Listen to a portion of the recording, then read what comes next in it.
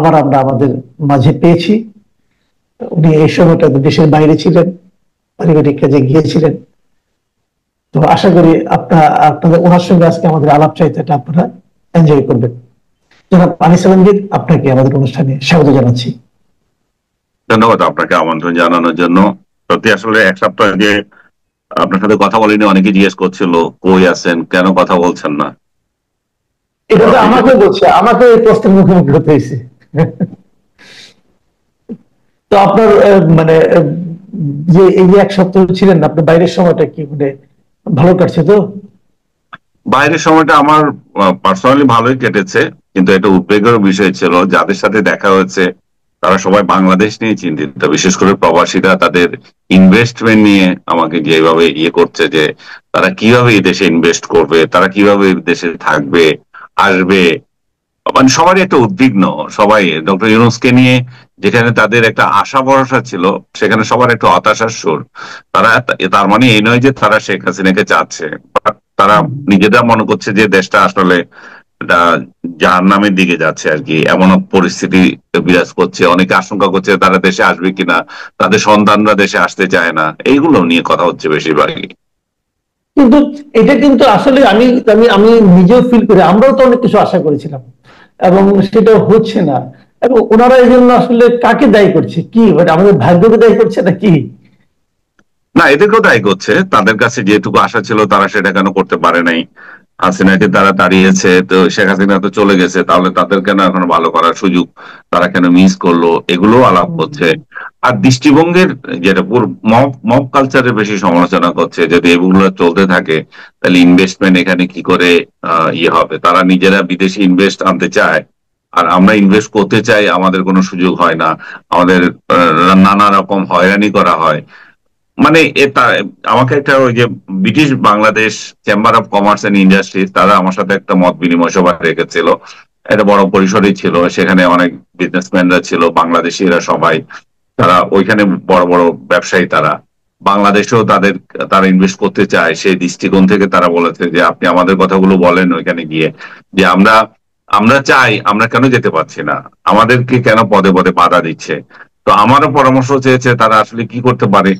আমি মানে এবং কেন তাদেরকে কেন গুরুত্ব দেয় না, তাদের কথা শোনে না, তো বাংলাদেশ মিশন গুলো তাদের কোনো কাজে আসে না, এই সমস্ত অভিযোগগুলো এসেছে। নানা আঙ্গিকে তাদের অভিযোগ ছিল। কিন্তু আমি পার্সোনালি বলেছি যে আসলে আমাদের মধ্যেও তো বিভক্তি আছে, সরকারকে শোনে না তারও তো কারণ আছে। কারণ বিদেশে গিয়ে আমাদের প্রবাসীরা একটা দ্বিধারায় চলে, ওইখানেও বিএনপি আওয়ামী লীগ রাজনীতি করে, স্বাধীনতার পক্ষ বিপক্ষ শক্তি হিসেবে রাজনীতি করে। তারা যদি একটা ফোরামে থাকে সবাই, তাহলে সরকারকে এটা প্লেস করা খুব সুবিধা হয়, প্রেশারটাও ওইভাবে দিতে পারে। কিন্তু এখন দেখা যাচ্ছে যে যে দল কোনো একটা বিশেষ দলের অধীনে থাকে, তারা ওই দল ক্ষমতা আসতে তারা এখানে ব্যাংক লুট করতে পারে, ব্যাংক বানাতে পারে, সুযোগ সুবিধা নিতে পারে, ওই দেশ থেকে এসে এই দেশে মেয়র হতে পারে, নানা রকম এমপি হইতে পারে, নানা রকম সুবিধা নেই। তো তারাও তো এমন পরিস্থিতি তৈরি করে যে যেতে করে সরকার তাদেরকে একটা নিউট্রাল পজিশন থেকে দেখতে পারে না, সরকার তো তাদেরকেও রাজনৈতিক দৃষ্টিকোণ থেকে দেখে। সেটা একটা সমস্যা বটে। আচ্ছা, আমরা একটু দেশে ফিরে আসি। দেশে তো আসলেন বাইরে থেকে, এসেই তো দেখলেন যে নানা রকম ঝুট ঝামেলা কিন্তু চলছে। তার মধ্যে একটা ইতিবাচক দিক সম্ভবত যে সংস্কার আলোচনা নিয়ে ঐক্যমত্য কমিশনের যে আলোচনা দ্বিতীয় দফা, এটা শেষ হয়েছে। অনেকগুলো ক্ষেত্রে সমস্ত রাজনৈতিক দলগুলো একমত হয়েছে, কিন্তু সেখানে জুলাই সনদ নিয়ে আলোচনা হচ্ছে, যারা জুলাই সনদ ঘোষণা করবে যথাসময়ে সবই হচ্ছে। আবার এনসিপি আলটিমেটাম দিয়েছে জুলাই সনদ দিয়ে, জুলাই ঘোষণা নিয়ে। এর মধ্যে আবার দেখলাম রাস্তায় নেমে পড়েছে একটা জুলাই যোদ্ধা, শাহবাগ অবরোধ করেছে। ঢাকা শহরের যে জিওগ্রাফি, যদি শাহবাগকেও অবরোধ করে তার প্রভাব তো সারা ঢাকায় পড়ে যায়। তো এটা কেন আপনি এটাকে আপনি কিভাবে দেখছেন, এটা কেন হচ্ছে ভাই? এটা তো ওই মব কালচার। সেই মব যেদিন থেকে শুরু হয়েছে, 32 নম্বর ভাঙা, তারপরে আনসারদের পিটানো, যখন তখন আপনার সচিবালয় চলে যাওয়া, তারপরে আপনার তাদের অটো পাস দেওয়া। তারা তো একটা এই যে জুলাই যোদ্ধাগুলো হসপিটাল দখল করা, একটার পর একটা তো তারা সুবিধা পেয়েছে। এবং সরকারের আশকারায় যেখানে বলা হয়েছিল যে যমুনাতে তোমরা নিষিদ্ধ এলাকা, সেই নিষিদ্ধ এলাকায় সরকারি দল এনসিপি ওইখানে মিটিং করেছে। তারা মিটিং করে আওয়ামী লীগকে নিষিদ্ধ করেছে। সেই নিষিদ্ধ করার দাবিটা আবার তাদেরকে বলছে আবার শাহবাগে যাও, শাহবাগে গিয়ে তারা সে আন্দোলন করেছে। তো তারা তো দেখেছে যে রাস্তা বন্ধ করলে, এগুলো করলে সরকার তাদেরকে দেয়। সরকারই তো এদেরকে পালতেছে। এবং এনসিপি, আমি আমি কালকে একজনের সাউন্ড বাইট শুনলাম যে সরকারের অফিস, প্রধান উপদেষ্টার কার্যালয়ের অফিসের কেউ জানি নিজে দিয়েছে, তোমরা শাহবাগে গিয়ে ধর্ণা ধরে থাকো, শাহবাগকে অচল করে রাখো, তাহলে কিন্তু তোমাদের দাবি আদায় হবে। এখন তারা যে দাবি করছে, হয়তো কিছু ন্যায্য দাবিও আছে, কিন্তু জনদুর্ভোগ করে কেন হবে? আর একটা দাবি আছে, তাদের জুলাই যোদ্ধা স্বীকৃতি দিতে হবে। আপনার আপনার আর কয়টা দাবি করছে তারা? দাবি যেগুলি করেছে আমি আপনাকে দু একটা বলি। যেমন একটা আছে জুলাই শহীদ যোদ্ধাদের রাষ্ট্রীয় স্বীকৃতি, একটা শহীদ পরিবার ও আহতদের জন্য আজীবন সম্মান, আরেকটা চিকিৎসা, শিক্ষা ও কল্যাণের নিশ্চয়তা, আহতদের পুনর্বাসন, কর্মসংস্থান এবং ব্যয় সম্পূর্ণ রাষ্ট্রীয় দায়িত্ব। কারণ কর্মসংস্থান, আচ্ছা, আবার আরেকটা জিনিস, আহত ও শহীদ পরিবারের জন্য, খেয়াল করবেন, আহত ও শহীদ পরিবারের জন্য বিশেষ আইনি সুরক্ষা কেন্দ্র। এগুলি তো আমি বুঝতে পারছি না কিছু, এটা কি মানে আরেক কোটা নাকি? আইনি সুরক্ষা কেন্দ্র মানে হচ্ছে যে চাঁদাবাজি করলে যদি কেউ ধরে তাহলে ওরা হেল্প করবে। আইনি সুরক্ষা কেন্দ্র আবার কি জিনিস? এখন যে দাবিগুলো ওইখানে আনছে, আপনি দেখে, এখন যদি দেখেন আমাদের 71 সালের মুক্তিযোদ্ধা যারা ছিল, শহীদ যারা ছিল, তারাও কি এই সুবিধাগুলো সবাই ভোগ করছে? তাহলে দেখা যাচ্ছে যে আমাদের রাজনৈতিক পালাবদলে যে কোনো আন্দোলনে যে কেউ শহীদ হয়ে যাবে আর যে কেউ আপনার যুদ্ধ হয়ে যাবে, এটা স্বাভাবিক হয়ে গেছে। এখন আপনি আমি আমরা তো দাবি করতে পারি যে আমরা 90 যোদ্ধা, আমরা এরশাদকে হটিয়েছিলাম, তাহলে আমাদেরকেও সার্টিফিকেট দাও, আমাদের যারা যারা আমাদেরও চাকরি বাকরি, আমাদের পোলাপাইনের ব্যবস্থা করো, যে যে সুবিধা ওরা চাচ্ছে এগুলো তো আমাদেরও দরকার। তো আমরা তো এত বছর ধরে সেটা থেকে বঞ্চিত। এবং আগামীতে যারা এইভাবে সরকার পরিবর্তন করবে, সরকার পরিবর্তনের আন্দোলনে যাবে, তারাও যুদ্ধে শহীদ হয়ে যাবে, তারাও এইভাবে চাইবে। এই চাওয়ার তো কোনো শেষ নাই। এবং আমি শেষ কথা হচ্ছে যে সরকার আশকারা পেয়ে এগুলো করছে। এবং সবচেয়ে ভয়ানক আমি আশঙ্কা করছি যে 5 তারিখের পরে আরো ভয়ানক কিছু পরিস্থিতি তৈরি হতে পারে। কারণ এই আপনি তো খুব আশাবাদ ব্যক্ত করছেন যে যে আলী রিয়াজ কমিটির সঙ্গে যে বৈঠক হচ্ছিল সেখানে যে তারা ঐক্যমত্য হয়েছে। আমি তো মনে করি না যে ঐক্যমত হয়েছে। আমি আজকেও তো দেখলাম কয়েকটা পত্রিকায় ভিন্ন ভিন্ন লিখেছে। আপনি যেভাবে ঐক্যমত্য বলছেন সেভাবে বলছে। প্রথম আলো বলছিল যে তাদের কতগুলো দাবির মধ্যে আপনার কতগুলোতে আবার ঐক্যমত্য নাই, মানে 21টা না কয়টার মধ্যে আপনার সরি আমি ফিগারটা মনে করতে পারছি না এখন। এইটা নাই, আপনার রাষ্ট্রীয় মূলনীতির প্রশ্ন তো নাই। বলছে যে মৌলিক 19টি সংস্কারের বিষয়ে সিদ্ধান্ত, 9টিতে ভিন্ন মত। প্রথম আলো বলছে 9টিতে তো ভিন্ন মত আছে। মূল মূল বিষয়গুলো কি? আপনার মূল বিষয় হচ্ছে আপনার এই যে সংখ্যা অনুপাতে যে হবে, উচ্চকক্ষ হবে, সেই জায়গায় তো তার একমত হয় নাই। সেটা কি প্রাপ্ত ভোটের ভিত্তিতে হবে না আসন, নিম্নকক্ষ আসনের ভিত্তিতে হবে, সেটা রয়ে গেছে। আরেকটা বড় বিষয় হচ্ছে এরকম একটা ছোট্ট দেশে কেন এত জরুরি হয়ে গেল উচ্চকক্ষ? এখানে কোন মহাজ্ঞান আসবে যে উচ্চ কক্ষ থেকে, যাদেরকে আবার আপনি ক্ষমতাও দিতে চাচ্ছেন না, যে আইনি আইনি আইনি অনেক ক্ষমতাও তাদের নাই। তারা যে উচ্চ কক্ষ যে একটা পাওয়ারফুল ভূমিকা থাকবে সেটাও না। তো তাহলে ছোট জগন্নাথ একটা আপনি কেন পারবেন? এটা একটা সান্ত্বনা পুরস্কার।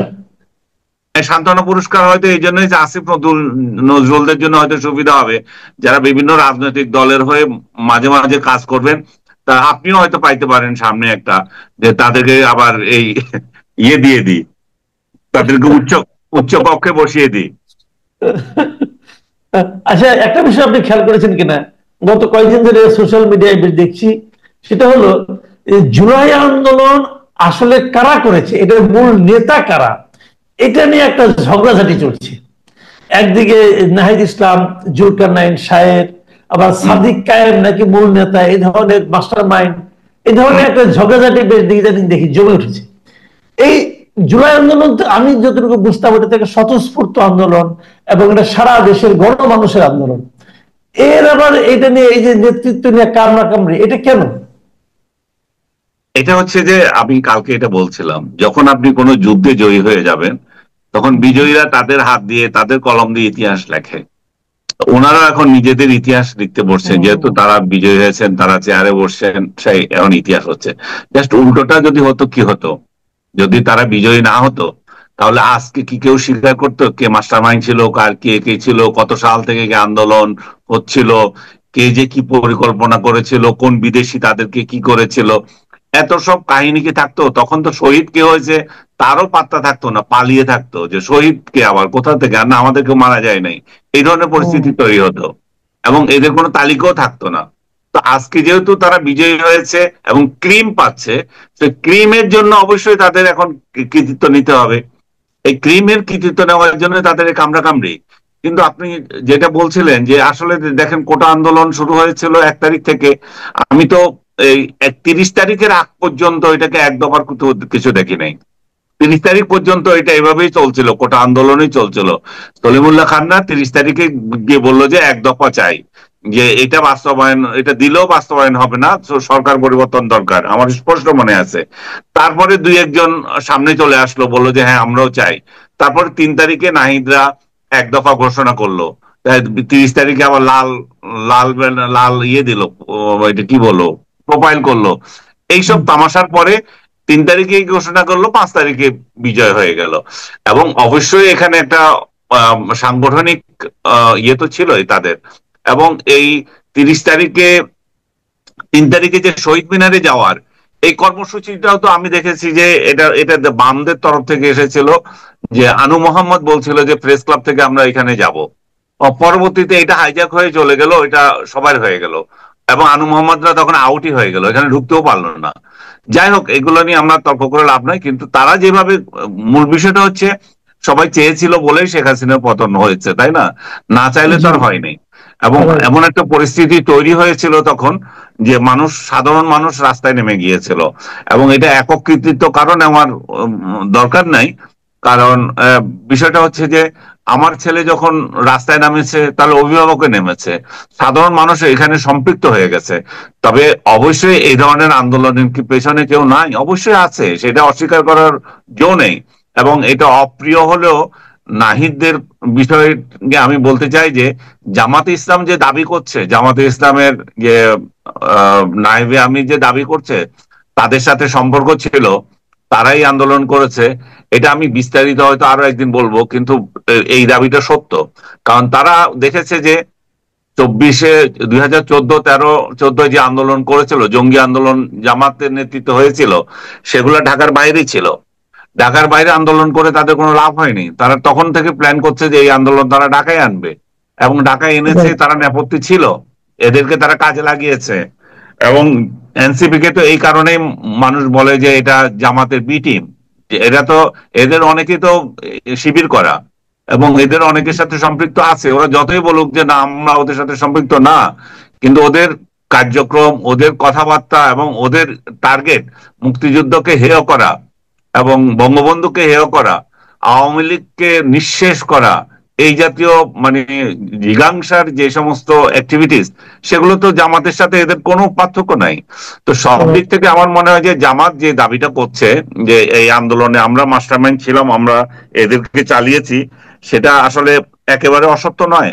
এখন যে শিবির যে এখানে ভূমিকা রাখে না তা নয়, শিবির যে সমস্ত আন্দোলন যে স্টাইল হয়েছে, আমার স্পষ্ট মনে আছে যেদিন যাত্রাবাড়িতে এই আগুন ধরিয়ে দিয়েছিল, আমি ফেসবুকে লিখেছিলাম যে এটার সাথে ওই আন্দোলনের মিল আছে, এরাই এর সঙ্গে জড়িত। অনেকে আমাকে এই যে জামাত শিবিরের বা আন্দোলনের, তখন এই আন্দোলনের সাথে অনেকে আছে, তখন আমাকে আক্রমণ করেছে যে না আপনি মিথ্যা কথা বলছেন, আপনি এখানে জামাত শিবিরকে এনে দিচ্ছেন। এখন জামাত শিবিরে বলতেছে যে আমরা আড়ালে ছিলাম যাতে বাম এবং আদার্স আমাদেরকে না চিনতে পারে এবং এটাকে ব্লেম না দিতে পারে। এটাই সত্য, এবং হয়ে গেছে আন্দোলন। এখন কৃতিত্ব নিয়ে কামড়াকামড়ি হবে, এটা তো স্বাভাবিক। আচ্ছা, আমরা শেষ প্রসঙ্গে চলে এসেছি। একটা আপনি খেয়াল করেছেন এর মধ্যে প্রেস সেক্রেটারি উনি একটা কথা বলেছেন যে আগামী 4-5 দিন খুবই ক্রুশিয়াল আমাদের জন্য। আবার এর পাশাপাশি গতকালকে আমরা একটা জিনিস দেখলাম যে সেনা দপ্তর থেকে একটা ব্রিফিং করা হলো। সেই ব্রিফিং এ তারা বললো যে নিষিদ্ধ ছাত্রলীগ আওয়ামী লীগ নেতাকর্মীদের গোপন বৈঠক ঘিরে 22 জন গ্রেফতার করা হয়েছে এবং একজন সেনা কর্মকর্তাকে গ্রেফতার করা হয়েছে। বাট আমি ইন্টারেস্টিংলি খেয়াল করলাম যে মোটামুটি সব মিডিয়াতেই এই গোপন বৈঠকটাকে ইনভার্টেড কমার মধ্যে রাখা হয়েছে, যেটা যেরকম আমরা আগে দেখতাম যে র্যাবের সঙ্গে বন্দুক যুদ্ধ। তো এখন এই গোপন বৈঠকের সত্যতা নিয়ে কি কোনো সন্দেহ অথবা কি জানি না, এই পুরো বিষয়টাকে আপনি আসলে কিভাবে মূল্যায়ন করবেন? মানে একটা আপাত দৃষ্টি, মানে একবার খোলা দৃষ্টিতে দেখলে আওয়ামী লীগ আমলে যেরকম জামাত শিবিরের লোকজন কোথাও মিটিং করতো, তারপরে কয়েকটা বইটই দিয়া এদেরকে গোপন মিটিং এ এদেরকে ধরা হয়েছিল, সেই একই স্টাইলের একটা বৈঠক আওয়ামী লীগের সমর্থকরা হয়তো করেছে ওইখানে, এবং তারা গেছে, তাদের রাজনৈতিক পরিচয় অবশ্যই আওয়ামী লীগের সাথে আছে, নতুবা তো এভাবে বলতো না। আছে, একজন সেনা সদস্য হয়তো সেখানে গেছে, কিন্তু যে গল্পটা বানানো হয়েছে যে ওই সেনা সদস্য সেখানে ট্রেনিং দিচ্ছে, ওই ট্রেনিং, ওই একদিনের বৈঠকে ট্রেনিং দিয়ে দিচ্ছে, এটা হচ্ছে বাড়তি মশলা, যেটা যেটা যেটা পুরো গল্পটাকে একটা ফালতু বানিয়ে দিয়েছে। এটা বলতে পারে যে বিগত সরকারের সমর্থক কিছু লোক এক জায়গায় মিলিত হয়েছে, তারা কি করবে, তারা কর্মপন্থা নিতে, তার স্বাভাবিক কর্মবন্ধ করতে পারে, তারা তো রাজনীতির সঙ্গে জড়িত আছে, যেহেতু তারা তো চাইবে এই সরকারকে ফেলে তারা কিভাবে ক্ষমতা আসবে, সেই তারা কিভাবে সার্ভাইভ করবে সেগুলো করার। কিন্তু এইটাকে যদি বানানো হয় যে গোপন বৈঠকে সশস্ত্র সংগ্রামের জন্য তাদেরকে ট্রেনিং দিচ্ছে একজন অফিসার নিয়ে, সেটা আমার কাছে অতি বাড়তি মনে হয়, এবং সেই জন্যই হয়তো অনেকে ইনভার্টেড কমার মধ্যে রাখছে। আর ইনভার্টেড কমার মধ্যে তো রাখবেই। আরো সন্দেহজনক হচ্ছে যে আপনাদের এত গোপন বৈঠক আপনারা পেয়ে গেলেন, সেটা এতদিন পরে কেন এটা উদ্ঘাটন হ্যাঁ, হচ্ছে? এতদিন পরে কেন? আপনি এটা 8 জুলাইয়ের ঘটনা না 9 জুলাইয়ের ঘটনা, এই হ্যাঁ, আপনি জুলাই শেষে এসে বর্ণনা করছেন কেন? ওটা তো আগে করতে পারতেন যে গোপন বৈঠক হচ্ছে, আমরা ধরে ফেলছি। তো এই কোনো অন্য কোনো মশলা পাকানো হচ্ছে, হয়তো আওয়ামী লীগের উপর আবার বড় কোনো অভিযান চালানোর জন্য হয়তো কোনো ইয়ে হচ্ছে, মানে গুটি পাকানো হচ্ছে। যারা এখানে জড়িত ছিল তারা যদি, আমি তো মিটিং করার অধিকার আমার তো আছে, আমি আমি আমি যেই দলেরই সমর্থক হই, আমি কোনো জায়গায় মিটিং করতে পারবো না? আমি মিটিং এ সেখানে কি করেছি সেটা হচ্ছে বিষয়। একটা কমিউনিটি সেন্টারে কিভাবে মিটিং করলে সেখানে কিভাবে ইয়ে হয়, সেখানে কিভাবে এটা কি বলে ট্রেনিং হয়ে যায় এবং সশস্ত্র কিছু হয়ে যায়। আপনি আমাকে ফলো করেন, আমি কোথায় যাই কি করি, কিন্তু আমার মিটিং করার অধিকার তো আমার রয়েছে, রাষ্ট্র আমাকে দিয়েছে, তাই না?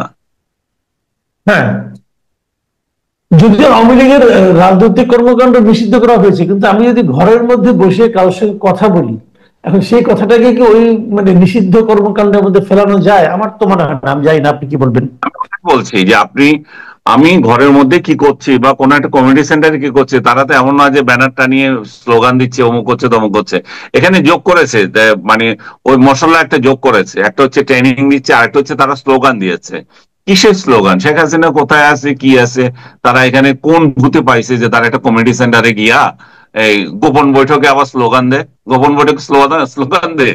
গোপন বৈঠকে তো গোপন আলাপ করে কিভাবে আমরা আমাদের নেত্রীকে ফিরিয়ে আনবো, যে উনি আমাদেরকে এতিম করে চলে গেছে, এইসব গল্প হবে। জি, অনেক ধন্যবাদ জনাব আনিস আলমগীর। প্রিয় দর্শক, আপনারা শুনলেন বিভিন্ন বিষয় নিয়ে, এবং আমার কাছে যে জিনিসটা আপনারা সবসময় শুনেন দেশের রাজনীতি নিয়ে, কিন্তু আনিস আলমগীর কিন্তু আজকে একটা গুরুত্বপূর্ণ প্রসঙ্গ তুলেছেন একদম শুরুতে, যে আমাদের দেশের বর্তমান পরিস্থিতি নিয়ে প্রবাসীরা কি ভাবছেন। আসলে প্রবাসী যারা, তারা তো থাকে বিদেশে, কিন্তু তাদের মনটা কিন্তু পড়ে থাকে বাংলাদেশে। তো সেখানে বসে তারা কিন্তু আমাদের চেয়ে মনে হয় বেশি আতঙ্কিত হন, বেশি উদ্বিগ্ন হন। তো এই বিষয়গুলো আমার মনে হয় আমাদেরও চিন্তা করা উচিত। আজ এ পর্যন্তই। আল্লাহ হাফিজ। থ্যাংক ইউ ভাই। কয় মিনিট করছেন আজকে? আজকে দাঁড়ান দেখি। 15 মিনিট মনে হয়।